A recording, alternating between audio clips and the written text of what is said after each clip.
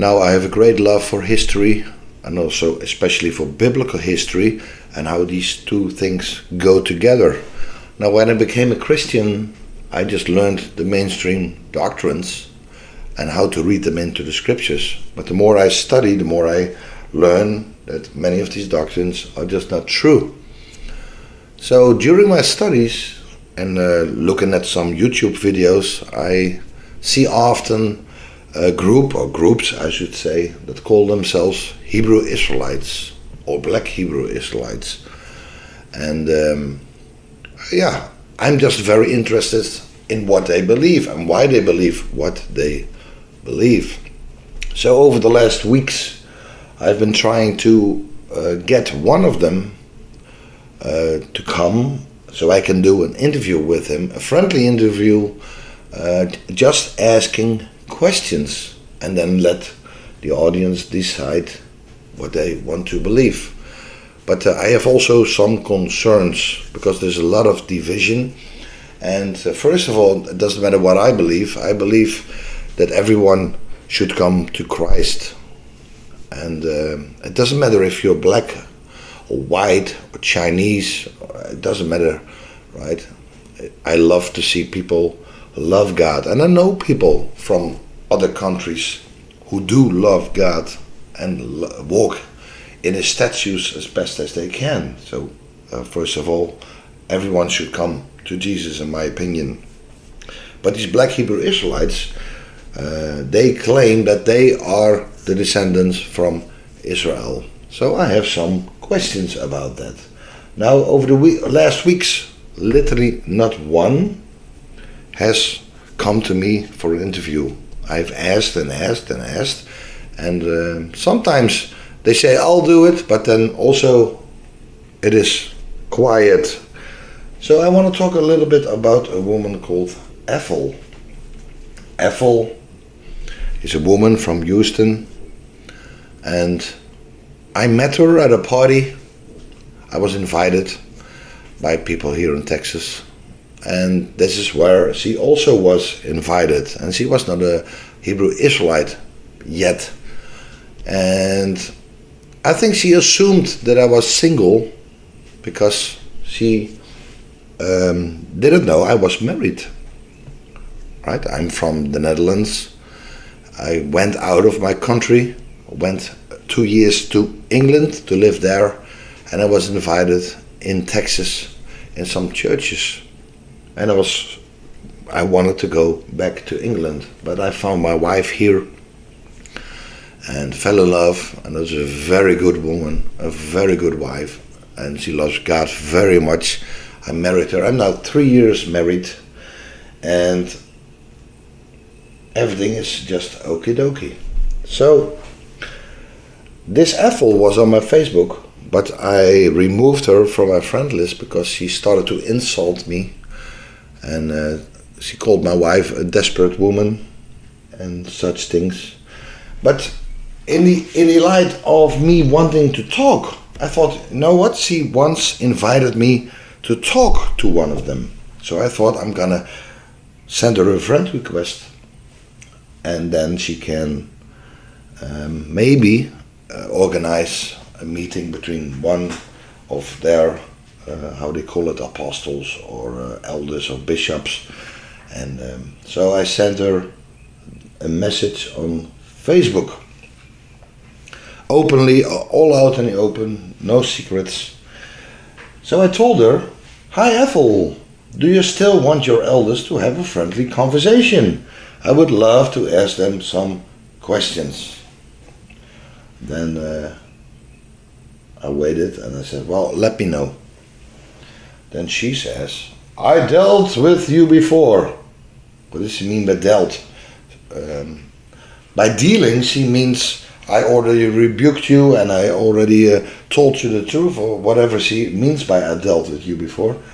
"We would love to answer your challenging questions." So immediately we, that group mentality, not one, but a group mentality. And then also immediately she starts to condescend me and disrespect me by calling my questions challenging. right? While I'm just trying to have a friendly conversation with someone. So I told her, well, I want to interview one of them personally on Zoom. And she says, you can save your insults. I have dealt with you before. Don't backpedal. Send your information. So I'm not sure where I insulted her. I'm just asking very normal questions. So she's immediately getting aggressive.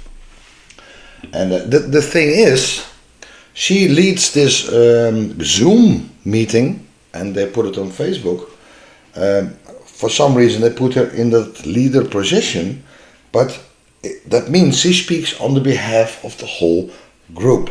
Now I don't know any people of this group, and for all I know, there might be very kind, knowledgeable people who would love to go in a conversation. But she makes it seem that this whole group is insulting and condescending by the way she acts, because she speaks on behalf of the whole group.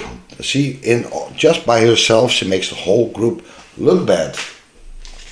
So the reason I want to talk to one of them is I have watched so many videos over this week about Black Hebrew Israelites preaching in the street, and what I constantly notice is that people want to engage.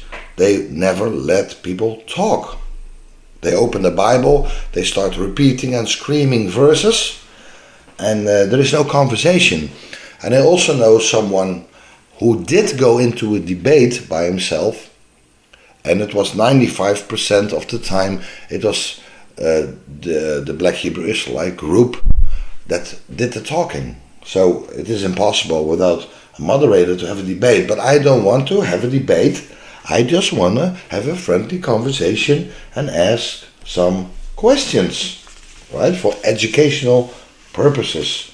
And also because me, as a child of God, have some concerns. Then she says, well, take care. Let me know when you're ready. Well, I am ready. I just don't want to go into a group while no one would really answer my question. I already know this is going to happen. No one is really going to answer my questions, right? So I asked her, are you only talking in groups? Right? Is there really no one who just wants to come to me? Right? I said, I will be alone. It's man to man. Let me know if there's a man present, because she makes it seem that these men are cowards. And I don't know these men, right? For all I know, they're not cowards, but she makes it seem that these men are cowards. She's doing a really bad job presenting these men, right? And then she says, you should be worried about your brothers from Ukraine. Us US citizens are helping the peace and praising Yahweh. Have you found a woman yet to get your citizenship? Pray all is well. So she exposes her spirit, right? First, she's talking about my brothers from the Ukraine. I don't have any brothers in the Ukraine. I'm from the Netherlands. And she makes it seem that I want to seek a woman so I can get my citizenship, to live here. Well, first of all, I lived in the Netherlands, and the Netherlands is one of the most high-ranked countries to live in. Right? You see in this picture that it's even above the United States. The quality of life is better there. But I didn't leave the Netherlands because I was looking for a better quality of life. I went out to preach the gospel, and I went all over the world to do this. Right? And again, did you find a woman yet for your citizenship? Listen, I'm already married 3 years, and we have a wonderful marriage. In May we will be married 3 years. It is a wonderful marriage, and the papers, everything is in order. I came in legally, right? All the paperwork is in order. No, I'm not looking for a desperate woman like she said the other time. So she's very insulting, and then she says, I pray all is well. That's very there is much hypocrisy in that. First insult and then said, I'll pray. You see this more often in Christians, that they are very insulting and then say, I pray, or I pray that God will open your eyes, or things like that, right? So I told her, so no one wants to talk to me alone? And then she says, send me your email address, because she wants me to come on a group Zoom meeting which will bear no fruits. Then I said, is someone coming alone? Again, I said, is someone coming alone? Because she makes it seem that none of these men has the guts. She makes these men look bad because she's speaking on behalf of them. Because I said that would be a great sign of character. But she is not interested in a man showing great signs of character because she thinks she has the lead over, and even she thinks that she has the authority to speak on behalf of the man. Right? And then she says, it pleases my heart to know you still follow and listen to us. No, I don't follow and listen to them. I just invited her again on my Facebook so I can have a friendly conversation. Yahweh is still faithful. We love you, brother. No, she doesn't love me. She insulted me. She condescended me. And not just me. She also is an insult to her brothers, because she speaks on behalf of her brothers and she makes it seem that they're all cowards. And while I don't know if that is true, because it's only by her action, by her representation of them. Alright, so I would still love to have a friendly conversation. I just want to ask questions. I don't want to go into a debate. I don't need preaching to. I just want to have some sincere questions, because I have some concerns, but I'm not going to try to convince you. I'm just going to talk to you and ask some questions. So, beside Miss Ethel, who is now, I think, married to a Black Hebrew Israelite, I think she left her man who didn't want to follow her in that, so she took another man. So there is some concerns about all this, and I still hope that in the Black Hebrew Israelite community there is a man who can just come up and have a nice conversation, right? I hate towards each other, right? And we see that there is much hate against the white man rising up, and that's why I have some concerns. And yes, she says she is a US citizen. And yes, of course, that's the law, right? It doesn't matter where you're from.